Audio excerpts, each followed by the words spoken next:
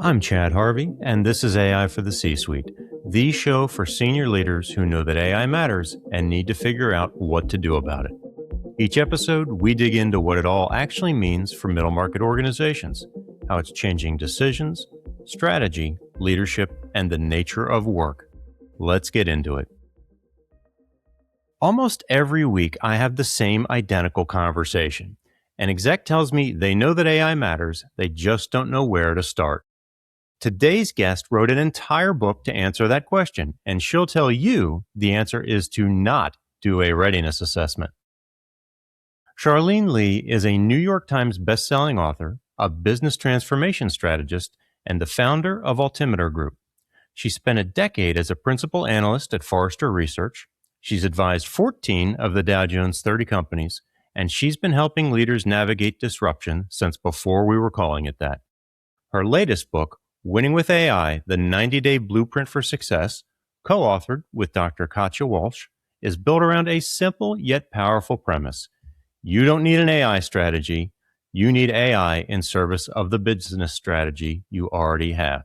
Charlene, welcome to AI for the C-Suite. Thank you so much for having me. All right. We're going to go deep right off the bat.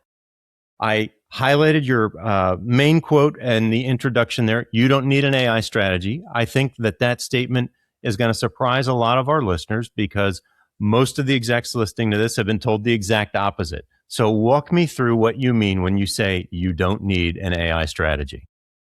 Well, first of all, again, as a person who's been looking at technology, I think it's always a mistake to begin anything with strategy with a technology.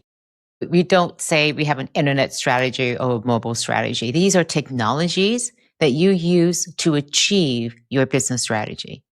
So I like to say you already have a business strategy. Focus on that and think about all the different ways AI can be used to support that. Because if you don't do that, you start with the technology and you're thinking, I've got this wonderful hammer. What nails have I got?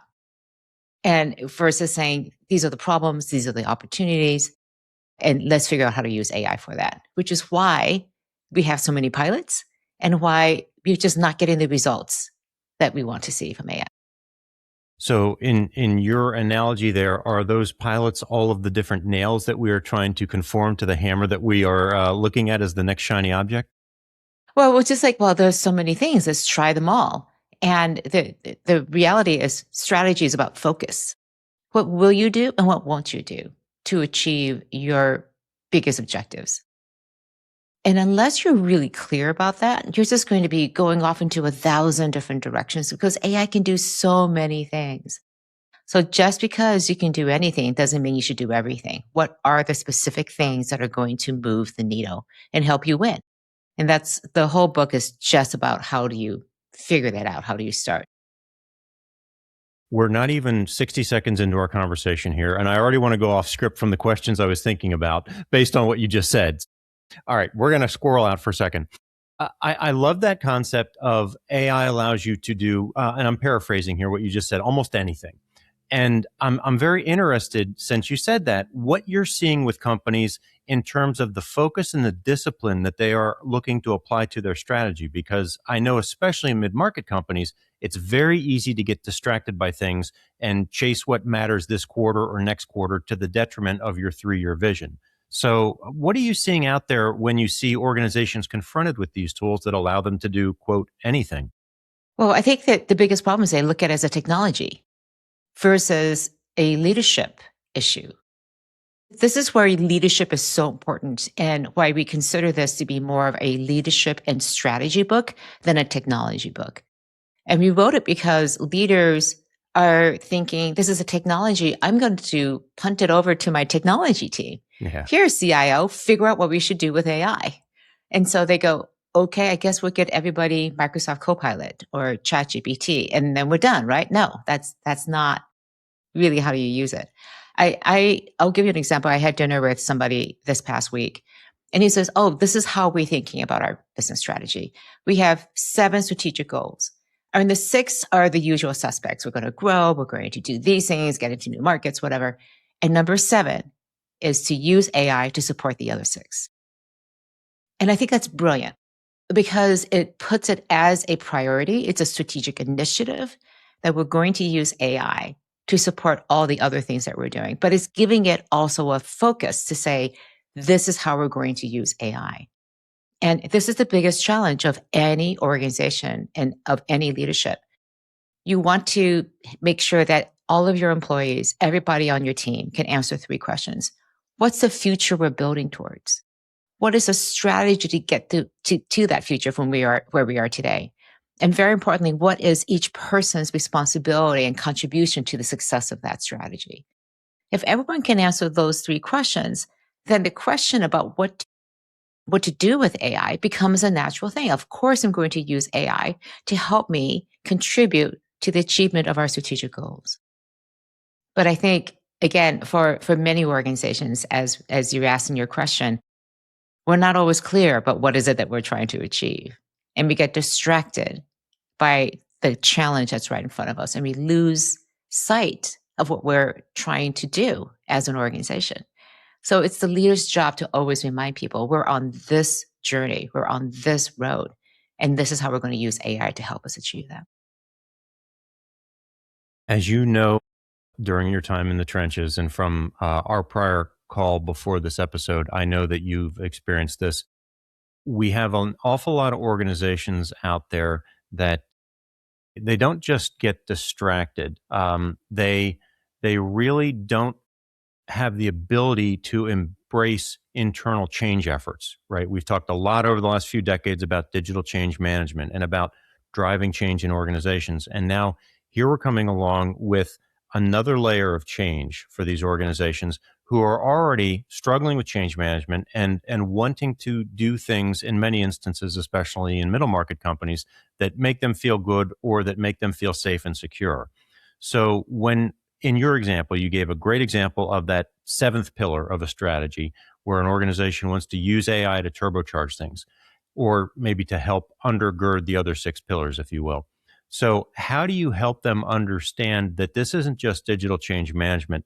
This is a whole different ballgame when we are looking at using AI to drive strategic initiatives. So you can pick apart any piece of that question that you'd like, because I know that was pretty broad.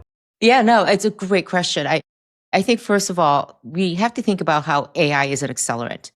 It helps you achieve your strategies better, so you get better outcomes, faster, cheaper, and also safer. And what's the value of that? And so I hear these discussions around what's the ROI of AI? First of all, it's a lot of letters and acronyms in there. But more importantly, how do you think about the ROI of your strategy? You don't talk about it that way. So the best way to measure AI and the impact of it is, how does it help us achieve these key objectives and impact better, faster, cheaper, safer? And those are the metrics you should be looking at, the metrics of your strategic objectives. So that at a high level, I think about how AI and strategy is connected to each other. But I think there's this bigger question. And this goes to my overall work around transformation and disruption. As humans, we don't like to be disrupted. We like things to be steady state. We like to know how we fit into the world. And when something comes along and disrupts our sense of stability and of who we are in this world, we don't like it. And we want it to go away, or we want to get back to hopefully a new, quote, normal, whatever that is, as soon as we can. And the reality is, with all of these changes, it's never normal. It's never a status quo. And the best that you can hope for is this balance of order and change. In order to stay orderly and to be advancing, you have to move, you have to change. And when you can accept that order and change are going hand in hand with each other, because nothing is ever static, you have to continuously change, you have to continuously improve.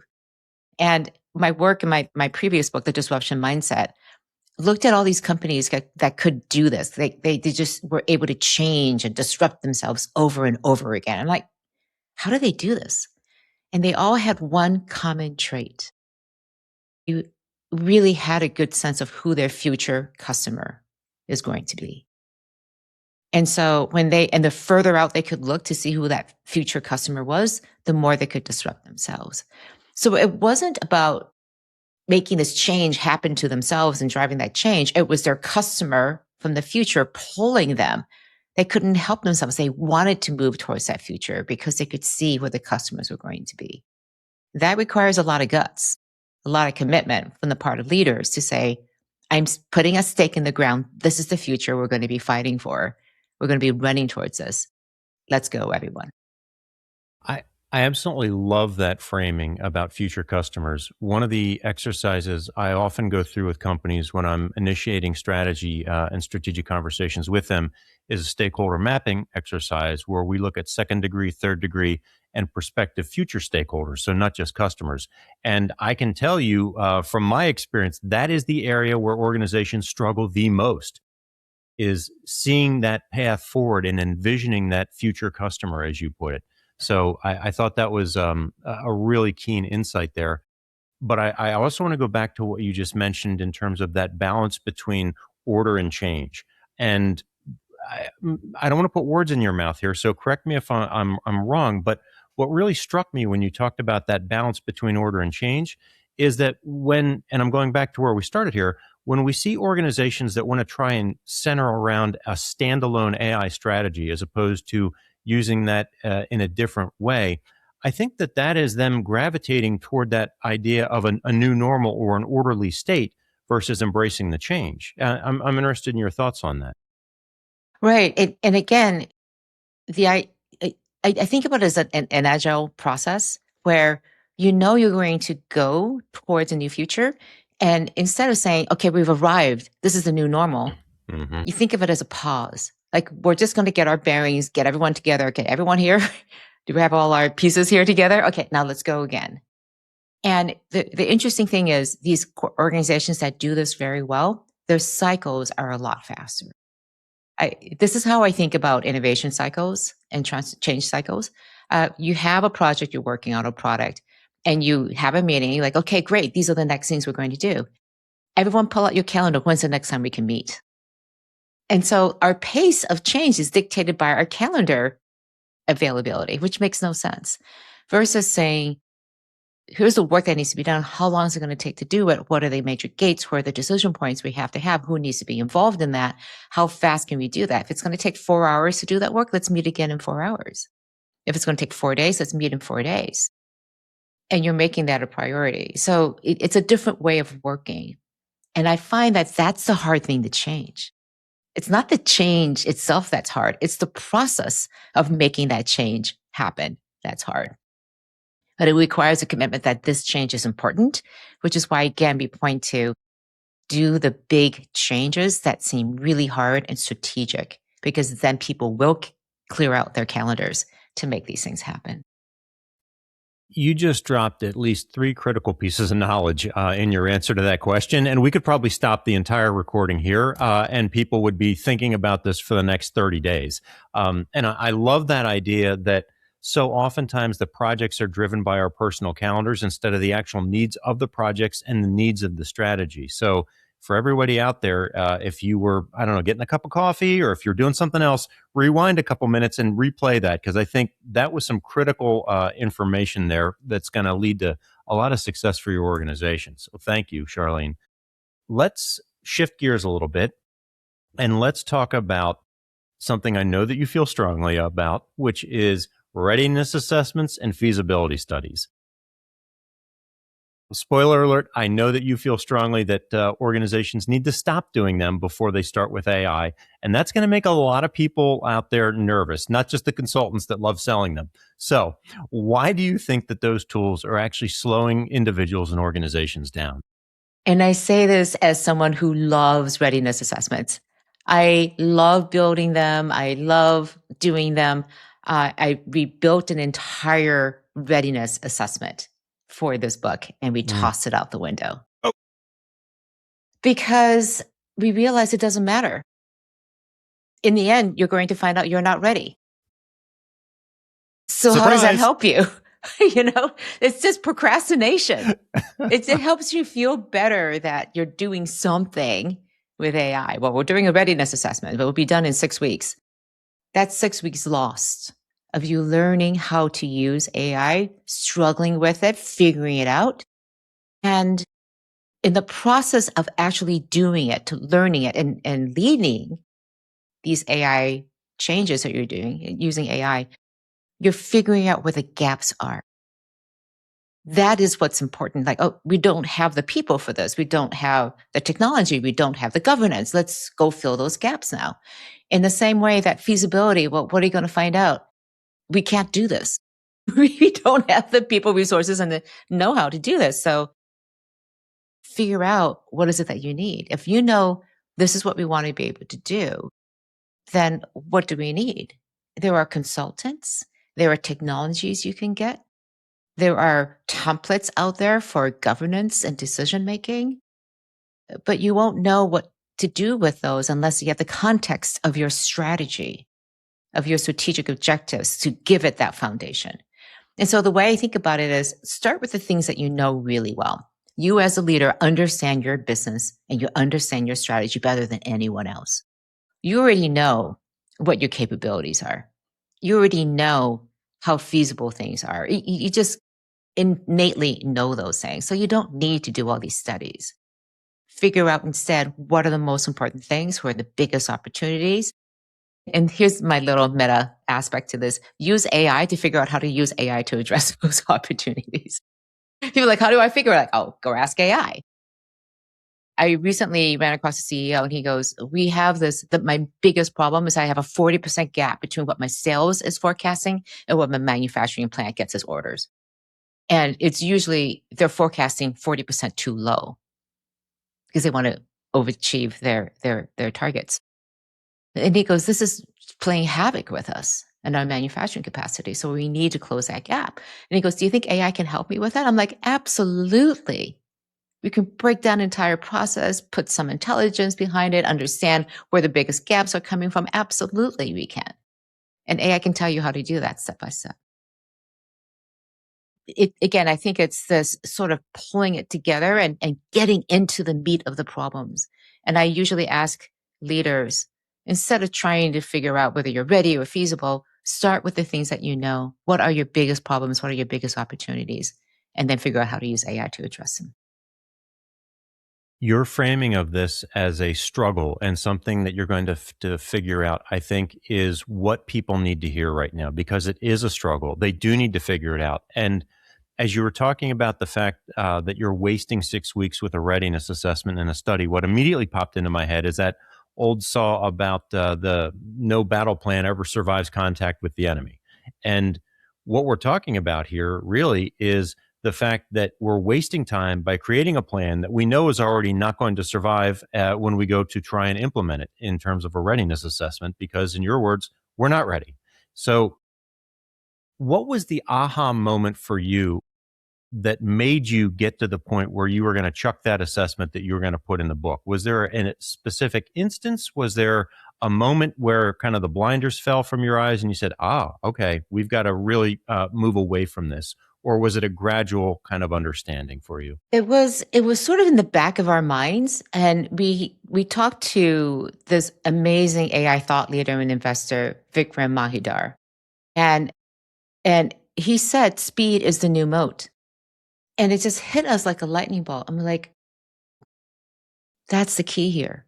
In a world where everyone has access to the same technologies, everyone has unique data, everyone understands customers, has the potential to understand your customers, same access to the same employee and talent that's out there.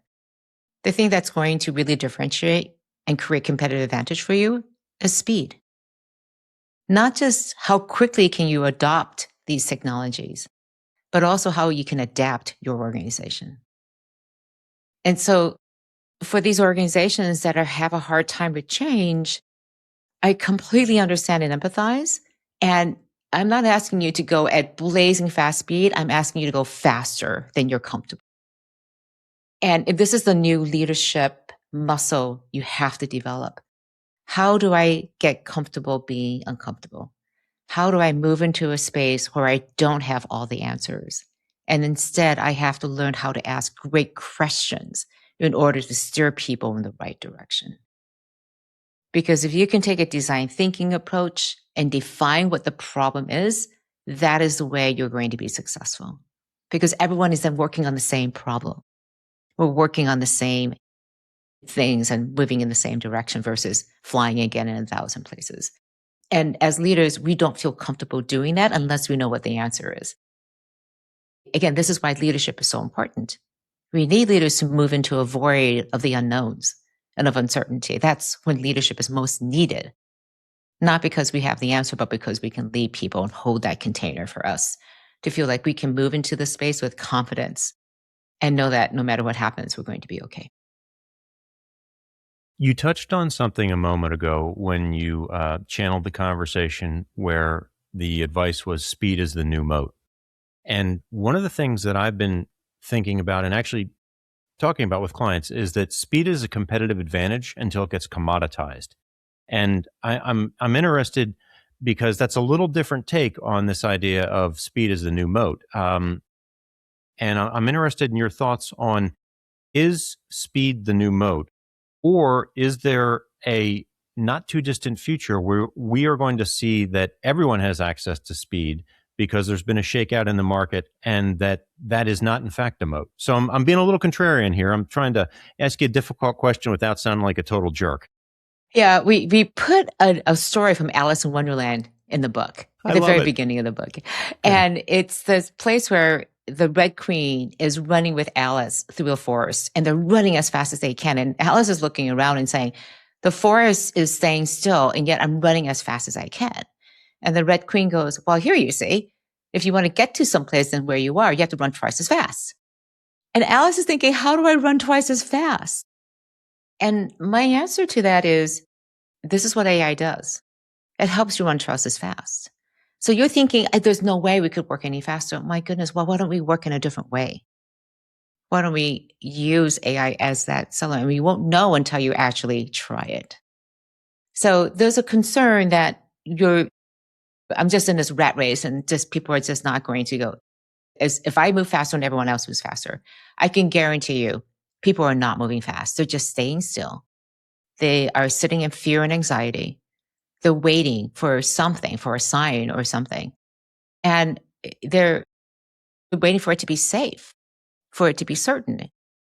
And again, there may be some people who move with you just as quickly, but the vast majority of people will not. And so just don't stay where you are. Get in there, get into it, and move faster than you are comfortable. I think that's a fantastic perspective, and I appreciate you pushing back on my slightly contrary view there, because I think you are right. There are an inordinate number of folks that appear to be fearless in organizations that appear to be hard chargers that are paralyzed by fear right now or by indecision. And that idea that we're going to wait till it's safe is going to, I think, put a lot of folks out of business, or at least significantly erode their margins in the short term. So, for those people that are still on the sidelines, that maybe are indecisive or paralyzed by fear, if the answer here isn't assess and plan, as we've talked about, and it's start now, what does that 90-day blueprint look like to get a mid-market company off the sidelines? Yeah. The first and most important thing is you have to get AI fluent as a leader. And we have it in there as, talking about people, but I think it's very important for the leaders to do this because we need leaders to be absolutely convinced in their gut. And people can tell if you're just kind of going through the motions. Yeah. You have to be absolutely convinced that I am going to get AI fluent. All of you are going to get AI fluent. We are going to be AI ready as our culture. We are moving in this direction because there's just no doubt this is what the future is. So what are we waiting for? So I do this frequently. I ask people when I'm in a room, how many of you feel like you are AI fluent? And maybe 1 out of 10 hands go up. And I define AI fluency as you know what AI can and cannot do. You know how to use it responsibly and ethically, and you use it in your job every day. And more importantly, there's a flow to it. There's an ease. There's a trust.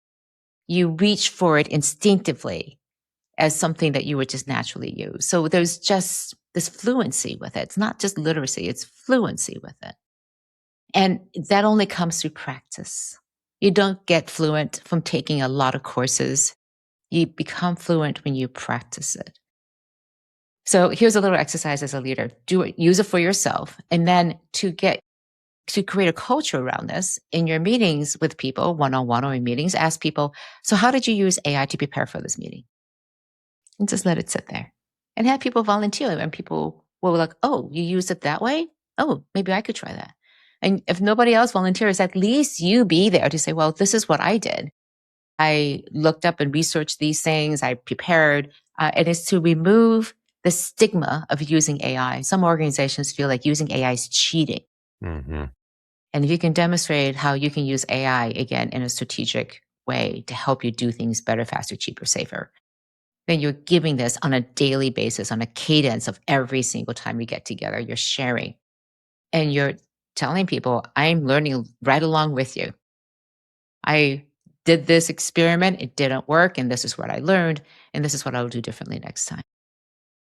That phrase about cheating that really hits home with me because I sat with an executive earlier this week, and they just had a young mid to late 20 something that has a specialization in dashboards and understanding how to visualize data resigned from the company because they had been pushing forward with some different AI initiatives. And this individual said to them, I feel like this is cheating. It is completely antithetical to the way that we do our work.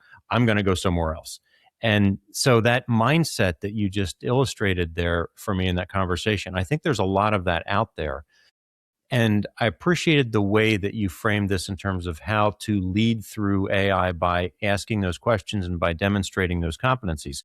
You mentioned earlier in our conversation that organizations can also use AI to figure out how to use AI. So let's go into that for a second. You gave us a really good example of an individual leader modeling that behavior and asking those questions. What does this look like within an organization?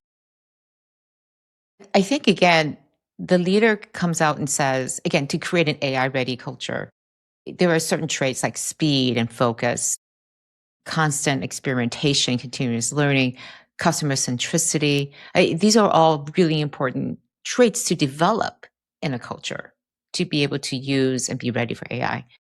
But I think one of the mechanisms is a mandate coming Mm. from leadership that says, we will be AI fluent. We are going to use this. There's no going back. We're burning the boats. There's no past. And we need to get there. Like any goal, a goal needs to be a SMART goal, specific, measurable, timely. When are we going to become AI fluent? What's that time scale look like? And in the same sessions, I'll ask people, if you're not AI fluent, how long is it going to take you? And they're like, I don't know. How long will it take me? And I put out a number, like, let's say 3 months. Let's say in 3 months, you're going to become AI fluent. What are the steps we're going to take?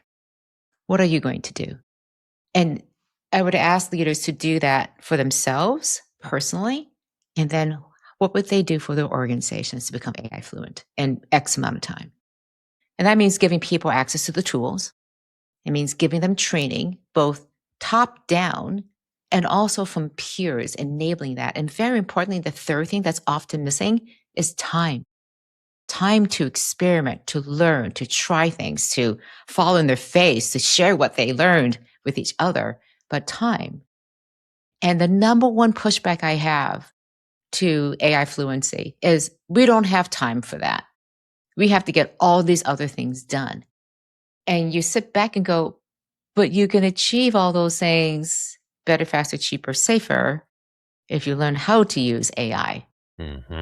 That's the whole goal here, is to achieve those strategic objectives, the things that you do. What could be more important? So the organizations that are doing really well with AI make it a top priority. The leadership shows up. They are setting aside time. They're demonstrating it. I know there's this one example I have in the book, Ally Bank, and they dedicate a half day every single quarter for people to do a show and tell around AI. And anybody across the organization can participate to show and to tell what they're learning.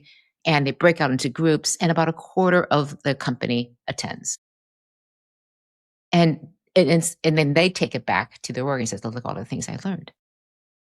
So that mandate, I think, from leadership up and down across the leadership, not just from the top, but making sure that everyone, especially your middle managers, are embracing this, have the training, have the know-how, are themselves going through this process of becoming AI fluent is absolutely essential. I think that's a perfect pivot point to swing into something that you've said, because that Allied Bank example in your book seems to me to be a wonderful example of the phrase that you use that I really like called Goldilocks governance, right? That this is a governance structure. And I think your co-author has a quote, something about flexibility without structure is chaos, but structure without flexibility is just bureaucracy, something along those lines. Maybe I got that right or partially right. So in that Ally Bank example, it seems like that's an organization that found the right structure or the right Goldilocks approach here for governance. So how do you find that sweet spot, especially when we're just figuring this all out as we're moving forward? Yeah, we have an entire chapter on governance and decision making. Okay. And it's one of my favorite areas, much to the horror of my co-author. She's like, "You like governance?" I go, "I love governance." And the way I think about it is governance is having good breaks so that you can go as fast as you want and know, again, that you have the confidence that if something goes wrong, you can stop. But it is to allow good governance allows you to go as fast as you can because you have guardrails that, don't go past these areas, don't go into these areas. That's black. This is white. And there may be some gray, and the governance is there to help you figure out what's the gray. Because as you're doing this, there are going to be many questions that come up. And there's responsible AI questions and ethical questions. And those are two very different things. And so I look at governance, especially as you're getting going, as scaffolding, as training wheels, because we don't know how to make decisions around this. It is brand new. So you need a small number of people that says, well, when you have these situations, this is how you make decisions. And when new decisions come along that you hadn't seen before, like, oh, let's think about that. And this is the way you put out those examples again. So governance is living and breathing as everything around you is changing. It gives you that solid foundation on which you can build. And fast governance is really good governance is decision making that can take place inside of those frameworks. And it's also AI governance, I think, is a temporary thing until you develop these new norms. I mean, we don't have internet governance committees anymore, right? We don't have social media governance committees anymore because there's established practices. We know how to use those things now. And we know we know what black and white looks like in the organization. But until we figure that out, we need these organizations to help steer the conversation. So steering committees to set strategy and direction for how we're going to use AI to create value. And then working groups that deal with the nitty gritty details about how you're going to do this, the little step by steps of things you do, things you don't do. So let's play this forward a little bit because I know that you're also an advocate for the idea of an AI ethics office within organizations. And just like you mentioned a minute ago, we no longer have internet governance committees. We don't have social media policy governance committees. I wonder what the lifespan of an AI ethics office looks like. And I also wonder how that ethics office keeps its sense of dynamic adaptation, if you will. And I know I'm piling a lot of fancy words together here, but we're experiencing a technology that hasn't plateaued yet. It's still increasing exponentially. And so the challenges of a governance committee or an AI ethics office, those challenges are going to continue to multiply, compound, and look different, sometimes month to month. So how long of a lifespan do you think an AI ethics office has? How do you think you need to equip that to deal with this fluid, dynamic, changing environment? I don't know. Answer any question you want there. There's Okay. there's a lot going on here. Yeah, and especially I'm thinking about the mid markets too. Like I Oh don't have yeah, people to go do this, right? You want me right. to dedicate a whole person to do this?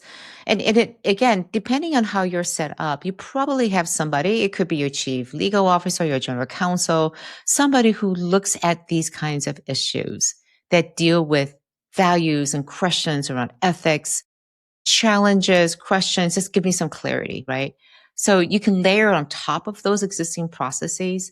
But the reason why we talk about AI ethics as its own area is that it deserves that focus, that somebody spends some time laying some foundations and groundwork about how do we apply our values as an organization to all of the challenges and the questions that AI raises.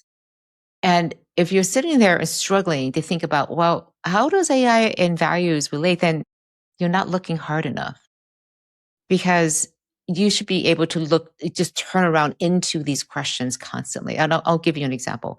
Fairness and bias is a very big concern when it comes to AI. Are these models fair? And it's not an absolute question because fairness itself does not have a universal definition. Are we trying to advocate for fairness of process, of opportunity, or fairness of outcomes? And depending on which definition of fairness you have, you would engineer the process to be very different and you would measure different things.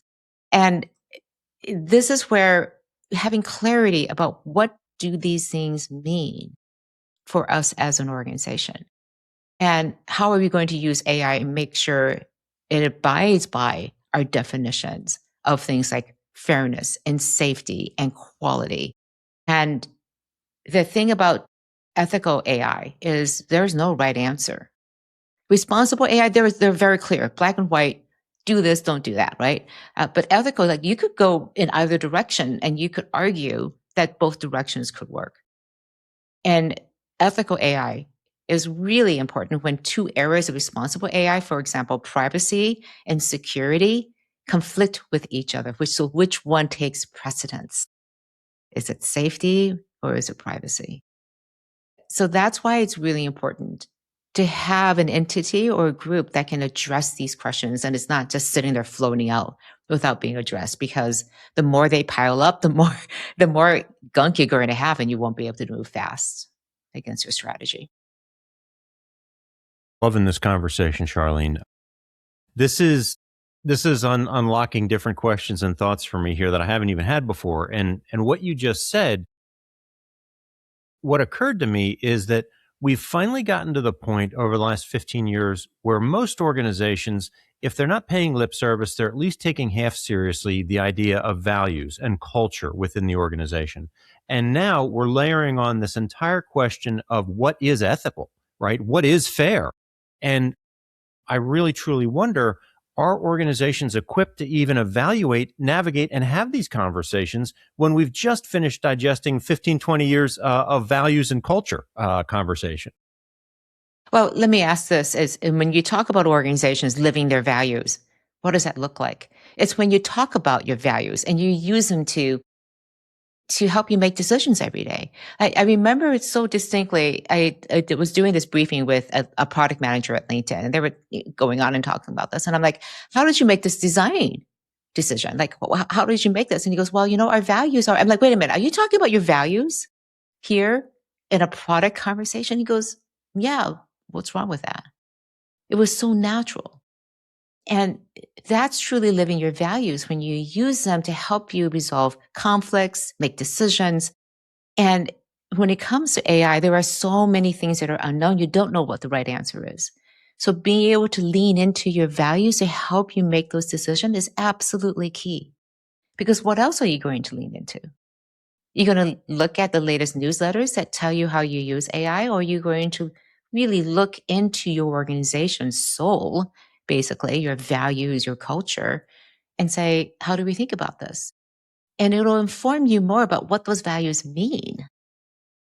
They're not just a word on the wall, but we look at them and interpret them in different ways.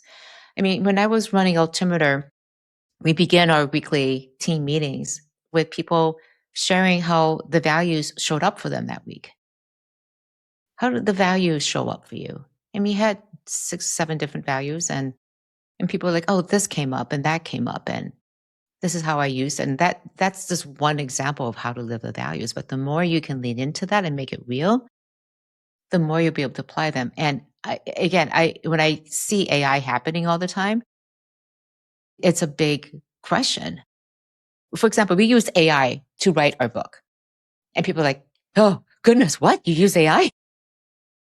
So we have an entire appendix that talks about in great detail when and how we use AI and also when we didn't use AI. Because one of our values and one of the ways to build trust with AI and with us is to be transparent. So we talked about how we use it to do research and outlining. We tried writing, and sometimes it worked for writing and a lot of times it didn't. And this is what we found. But that builds trust that AI did not write this book, rewrote this book, but we used a lot of AI to write a book about AI. I just started an engagement with a client that serves quite a few Fortune 150 companies. So they'll remain nameless. However, what they shared with me during the beginning of the engagement was that many of their larger multinational clients are now coming to them and expressing a blanket prohibition against the use of AI in any of the work product that is flowing to that client.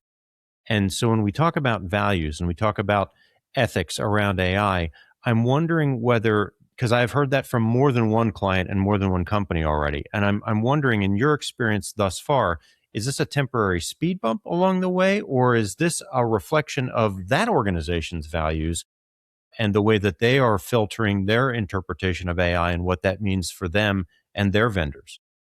Yeah, I think again, it's that particular company, but I also think it reflects a general fear and anxiety in definitely in the United States, where we just don't want anything to do with AI. We have some people who are AI vegans, Right. where they, and it's typically people who are early in their careers. So this is not about an age issue. Hmm. It is about a mindset. It is about the trust that you have. And frankly, if you're younger, you've seen the deleterious effects of technology. And these are the same people who force social media on us. I'm like, we're going to trust you with this? I don't think so. And my sense is organizations that ban AI are sticking their head in the sand because you cannot keep people from using AI. So guess what happens? If you ban it because it's not safe, you have to use these tools and only these tools, and they're not the latest up-to-date tools. But guess what people do? They get out a second computer. They open up a VPN. They use it on their second phone, and you have shadow AI. And then I talk to security and say, which is more dangerous for you? Having AI that you can monitor, that you can understand how people are using it, or the shadow AI, where you have absolutely no control, no visibility. So just you saying you can't use it doesn't mean anybody who has access to a browser is not using it. Of course they're using it. And more importantly, I would say to organizations that are banning AI, what does that say about your organization? And your employees are pretty smart. They know that AI is coming and they're looking at their organization and going, my company has no clue. Not getting the training. I'm not getting the tools. I'm falling behind. I'm leaving to go work for an organization that's going to equip me to be successful in the future. So this is a talent flight risk as well. So this is not just security and wanting things to be safe. You have to figure it out. And there are so many options today. I think about Amazon Bedrock, for example. If you're already using Amazon Web Services, you can go to them and literally push a button and you can get secure and safe access to all of the major AI models through AWS in your own instance. And it's never used to train the model and it's abiding against your security protocols, all the things that you already have with AWS. And it couldn't be simpler. So there's no excuse to not have safe, secure access to AI. Then the second question becomes, can you train your people to use it in a safe and secure way? That's Hmm. the bigger question. And if you don't trust your people, then you have a bigger issue on your hands. Couldn't agree more. You highlighted something that I want to go a little deeper on there about midway through your reply to me. You specifically called out the AI paranoia in the United States, and then you also called out the pushback from the younger generation. And I'm interested in two questions here. First, what do you see, because I know you do a lot of work internationally, what do you see in terms of international sentiment, maybe in Europe or in the Far East versus the United States, number one? And then number two, what do you think that the generational pushback from the younger generation means as we are navigating this as a society and a culture with respect to AI? So, kind of two questions there. Take them in whatever order you prefer. Yeah, let me talk about the cultural pushback. Yeah. In the United States, this is from the Stanford Institute for Human Centered Computing and Design. They found that 39% of Americans believe that AI is going to be more beneficial than harmful. Hmm. Only 39%. So the vast majority of people, more than twice as many people, believe it's going to be harmful. In China, that number is 83% of Wow. people believe that it's going to be beneficial then. And there's a lot of different reasons for that. And you find that, quote, Western democracies tend to be more fearful because we tend to have an individualistic view of the world. And we see AI as harming us as individuals versus in more collective societies like China, you're seeing as AI is helping the overall society and community achieve better things. And so I may feel uncomfortable doing this, but I'm going to bite that bullet so that all of us can be successful. And this goes to the second question. But why is it that young people in particular are pushing back? Well, look at where the press is. They're talking about how AI is eating all these entry level jobs. And entry level jobs are harder to come by today for a lot of different reasons, partly because people aren't hiring, and partly because they're just afraid to hire because maybe AI is going to take that job. So they're just letting attrition take care of some of it. But I also believe that AI is being a bit of a scapegoat right now because there's no way an organization is adopting AI fast enough to replace 40% of its people. And it is not doing it at 40% across the board with the company too.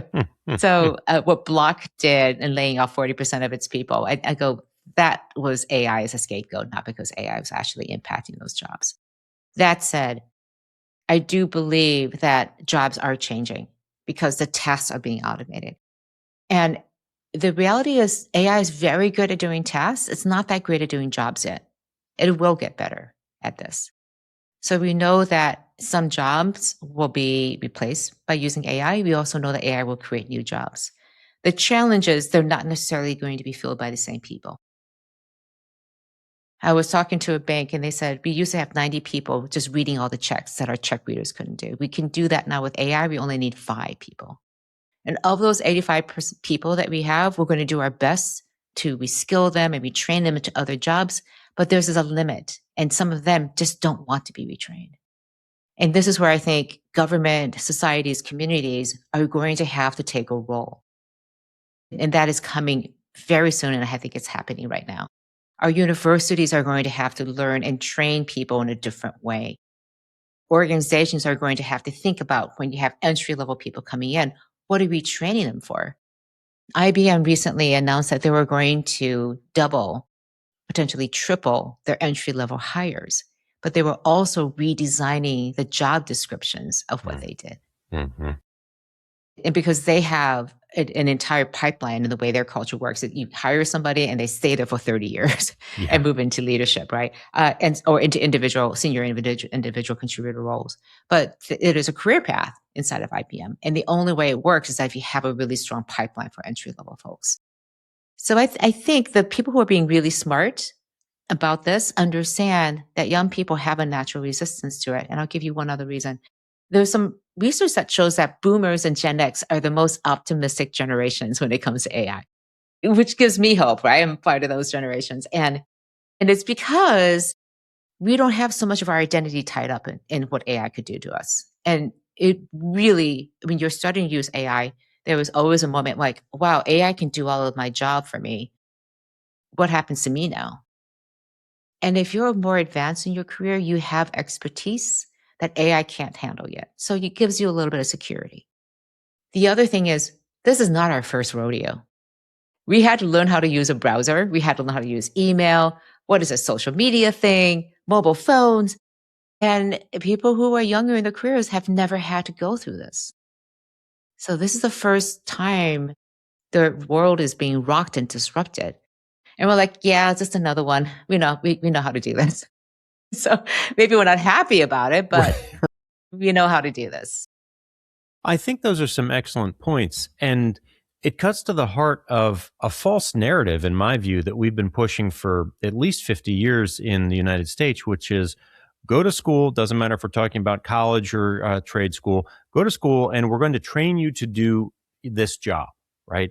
And that has to fundamentally change now because we're not talking about training for a job. We're talking about training and education that's going to equip you to think critically and to be able to learn and apply at an increasingly fast pace.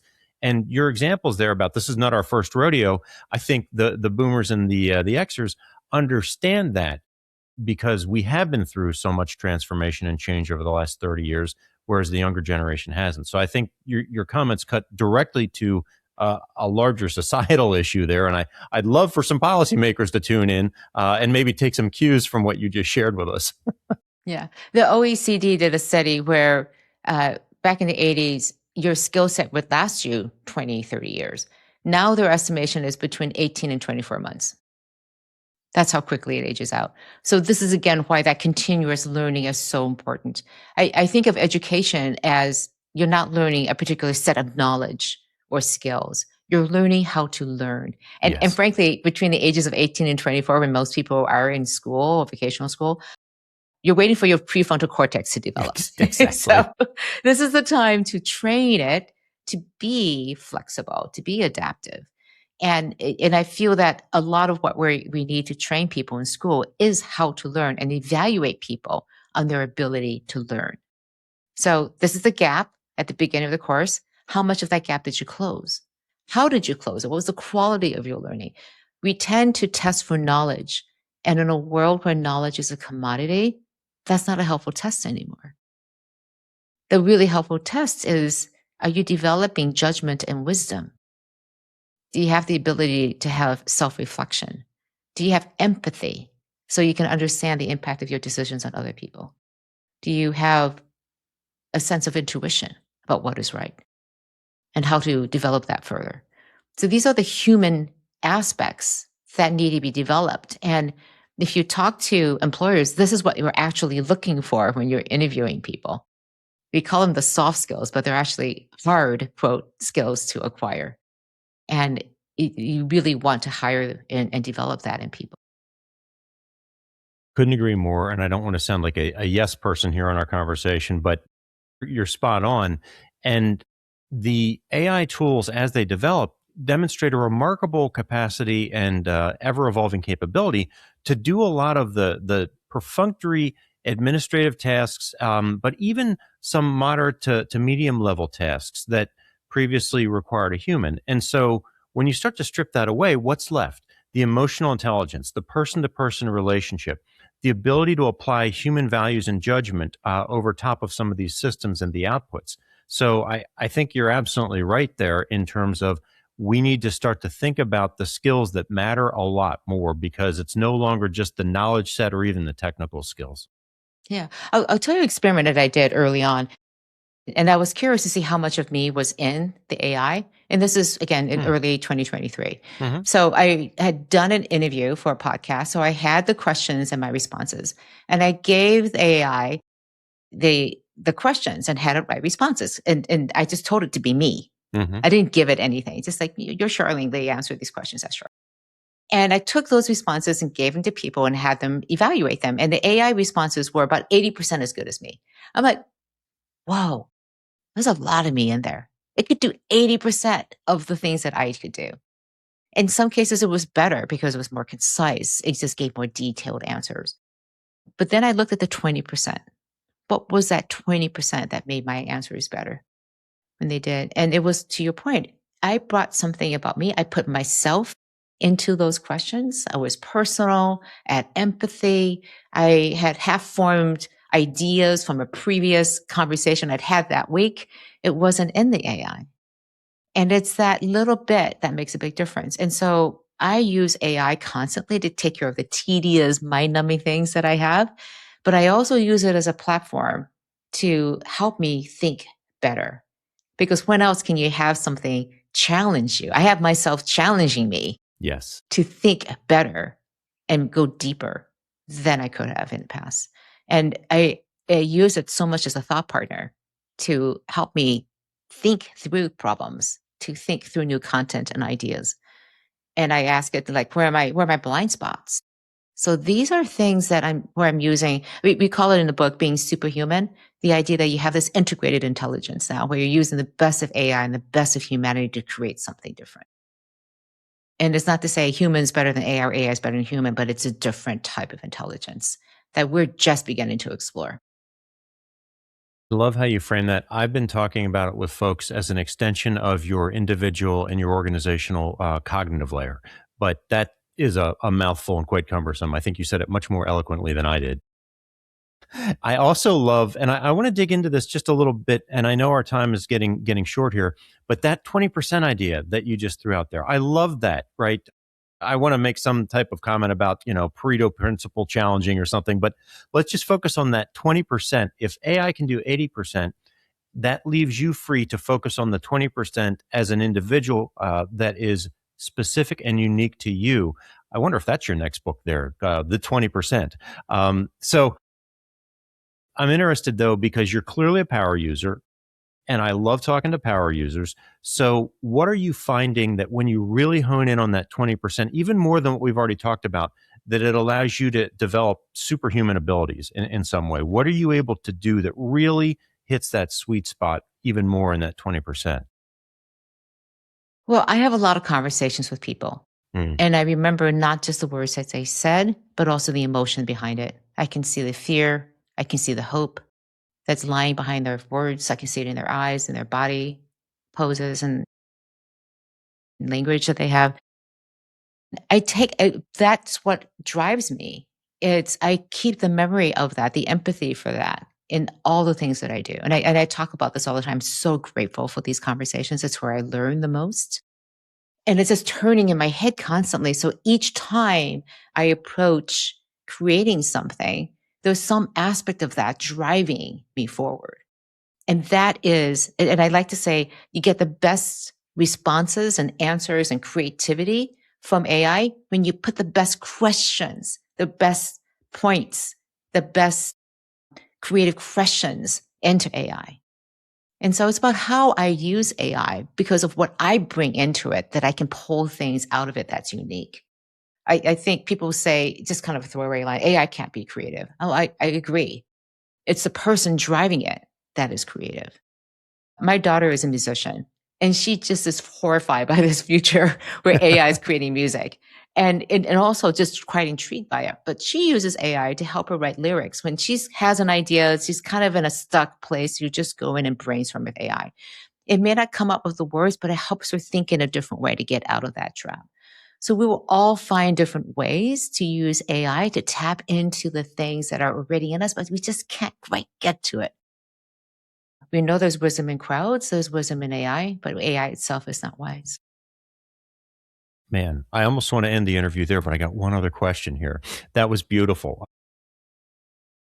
There are, and I'm returning to a previous thread of our conversation here. There are a lot of executives and leaders that I speak with at least every week who feel like they're already behind on this curve. And they're wondering, is there still time for me and our organization to win? What's one thing that you'd say to a CEO or an owner founder that's listening to this episode right now, feeling overwhelmed and having those types of thoughts? First of all, I hear you. I get it. It is a lot. I mean, I took 3 weeks off to take care of some family issues, came back, Claude Cowork had launched, Yeah. OpenClaw was out there. Oh, the world just completely changed. What is going on here? What just I'm happened? so completely behind. I know. So I completely understand. Like it's so much to take in. What I would say is just block out all that noise. Just block it all out. You already know everything you need to know about AI.